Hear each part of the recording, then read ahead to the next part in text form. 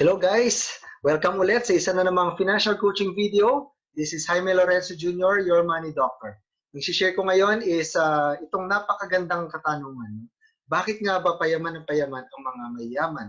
Samantalang si Juan de la Cruz, napakasipag naman, kahit anong gawin, hindi pa rin yung mayaman. Ano nga ba ang sikreto? Gusto niyo ba malaman? Ang sikreto na to ay na-discover ng lolo ko. Kilala niyo ba siya? Si Albert Einstein, no? So si Albert Einstein, na-discover niya ang rule of 72. Sinasabi sa rule of 72 na ang number na 72 ay i-divide mo lang sa interest rate ng iyong investment. Ang quotient niyan, ibibigay niya tuwing ilang taon, dodoble ang iyong investment o ang iyong pera. Halimbawa, naglagay tayo ng 10,000 sa bangko, nag-deposit tayo, binigyan tayo ng interest rate na 1% per annum. Using the rule of 72, i-divide lang natin. 72 divided by 1. 72 divided by 1 kasi 1% equals 72 years. So halimbawa, 30 years old tayo ngayon. Ang 10,000 natin, madodoble magiging 20,000 after 72 years. So congratulations, sa edad na 103 years old, ang 10,000 natin, 20,000 na. Mabilis ba? Napakabagal.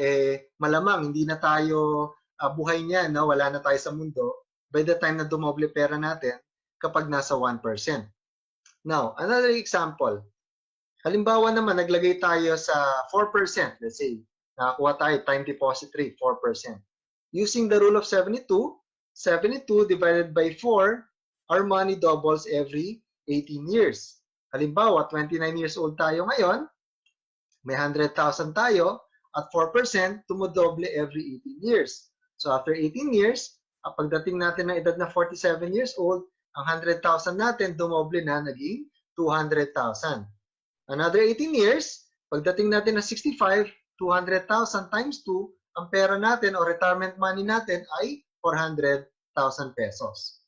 Medyo bumilis ng konti. Pero ito po ang real scenario, no? Naglagay tayo halimbawa ng 100,000 sa 4% or 1%, nag-deposit tayo sa bangko, pagtalikod natin, masaya tayo kasi pinakapit tayo, binigyan tayo ng kalendaryo, pero hindi natin alam, ang 100,000 natin, ini-invest nila. Hindi naman po tinatago sa vault yan, tama po ba? Invest nila yan, higher or lower? Of course, higher interest rate. Pagtalikod natin, hindi natin alam, in-invest ng bangko yung pera natin sa 12%. So at 12%, our money doubles every 6 years. Let's say 29 years old, may 100,000 tayo, dumodoble kada 6 na taon. Pagdating natin na 65 years old, ang 100,000 natin naging 6.4 million pesos na. So nag-retire tayo 65, binigay sa atin ng bangko yung 400,000 na sobra, 6.4 million minus 400,000, how much is the difference? That's a difference of 6 million pesos. Sa 6 million pesos, anong tawag ng bangko sa 6 million? Profit or loss? Profit. Pero sa ating nag-deposit, it's our loss. Dahil hindi natin naintindihan how money works. So, sinasabi po dito, people who don't understand how money works, they end up working for money. Tatanda ka, kakatrabaho sa pera kung hindi ka marunong mag-invest. But people who understand how money works, they let money work for them. Ang point ko po dito is habang malakas po tayo, habang bata pa tayo, malakas pa tayo kumita, while we work hard for money, make sure to learn how to save and invest and make your money grow para 5 years, 10 years mula ngayon, pag hindi na natin kaya magtrabaho or ayaw na natin magtrabaho, money can start working for us. Okay? So may natutunan ba kayo ngayon? I hope you learned something. And if you want to learn more, pwede po kayo mag-register sa description section sa video na ito.